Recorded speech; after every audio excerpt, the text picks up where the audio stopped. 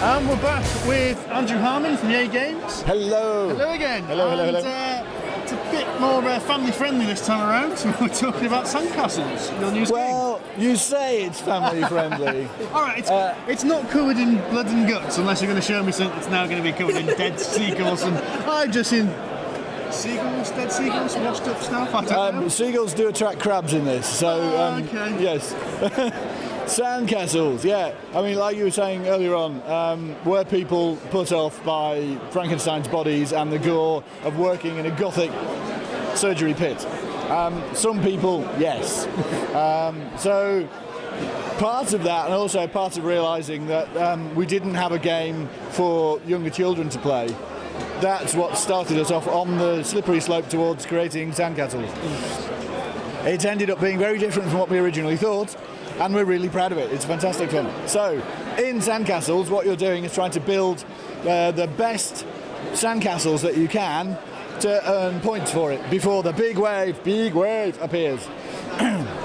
Right, so and ends the game. So, in the cards, you've got 3 different types of cards.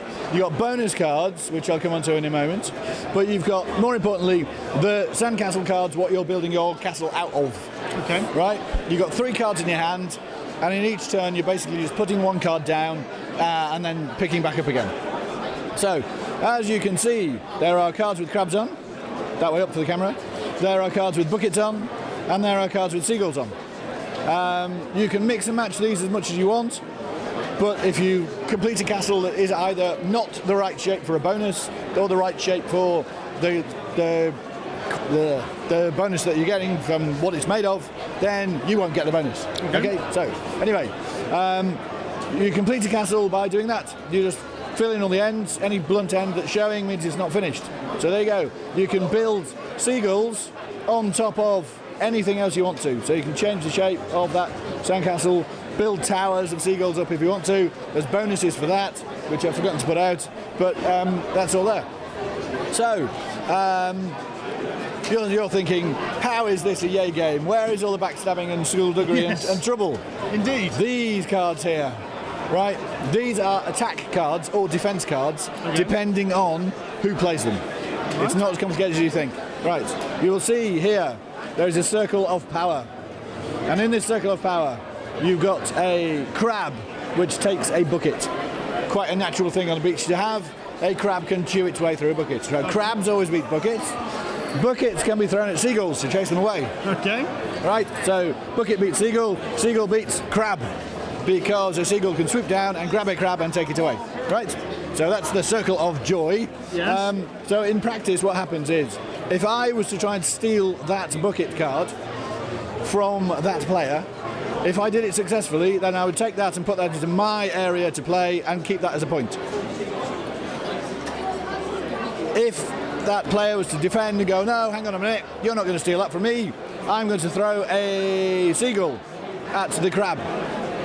That means it's an effective block for them, they keep that, right? And they keep the one out under dispute. You can see already that if I throw a bucket at a seagull, it is going to, yes, you can see the spiral going on here. I can see, yes. Because you've only got 3 cards in your hand, it only spirals out of control a little bit. Some minor chaos rather than complete and utter chaos. Yeah. Player-induced chaos is a good thing. Yes, we like that. So what you're aiming to do basically is just build up, complete castles, get the bonuses, build all the castles up.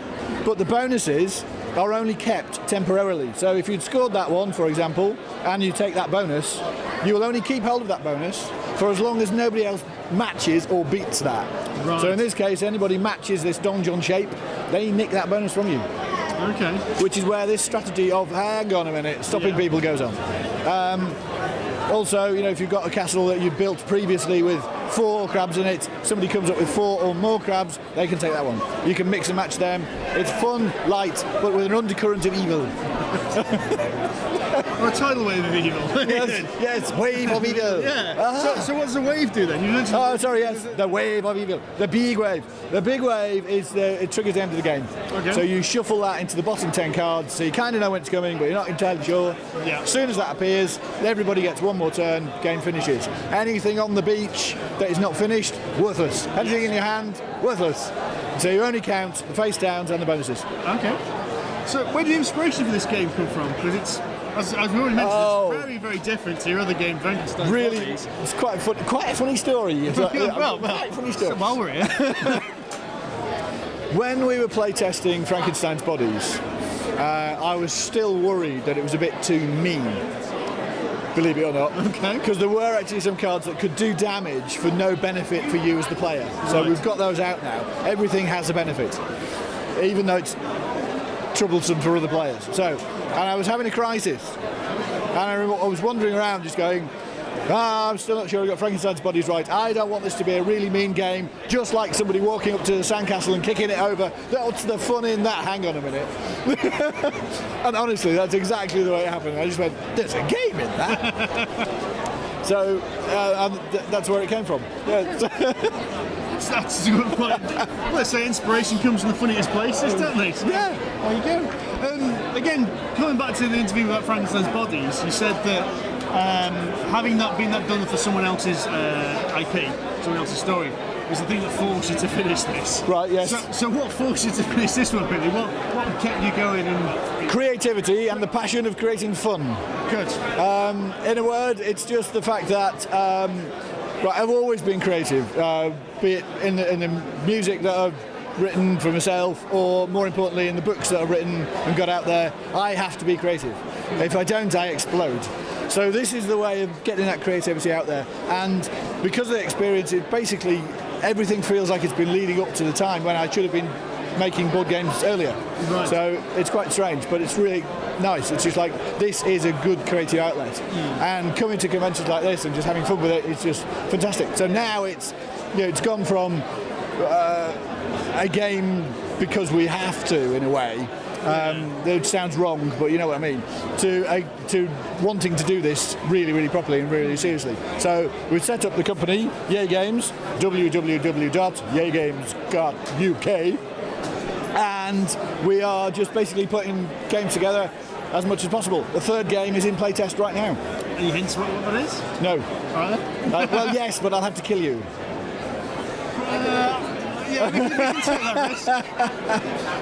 My wife might not be happy, but It's going to be good, and it's going to be a Yay game. So so backstabbing, picking. Well, that's one of the snags. At the moment, we're trying to get the interaction up a bit. It's there, but we're just trying to up the stakes a bit more. So, yeah. So when Sandcastles can be available? It's going to be available on July the 17th. And you're just publishing this one, yeah? Or are you kickstarting again? We've done the Kickstarter, mate. Missed the Kickstarter, mate. Oh. Now you tell me. Well, it's available for pre-order now, but we're launching it then. So we've done the Kickstarter, that funded it, that helped it. So we've done two successful Kickstarters. So that's good. So is Kickstarter a way you'll go forward as well? Will you do your third or fourth games that you use? Depends on the product. We'll just have to see as and when it comes. Yeah. It's a bit strange to decide now. I mean, we quite like to because it gets the word out there, but also there are things that will fund on Kickstarter an awful lot easier. So, say for example, if we'd called this Troll Vixens from Valhalla, it probably would have funded really well. Yeah. But wouldn't be necessarily as family friendly. Yes. Who knows? It's just a balance. It's a balance. It's which way is best? Yeah. So what was your experience of Kickstarter like then? Has it all been positive, or you've had issues? Yeah, pretty much. Yeah, it's good. Gets the word out there. Or an awful lot of the people, which is fantastic, who backed us for Frankenstein, came back and just went, well, we like Frankenstein's Bodies, we'll back that.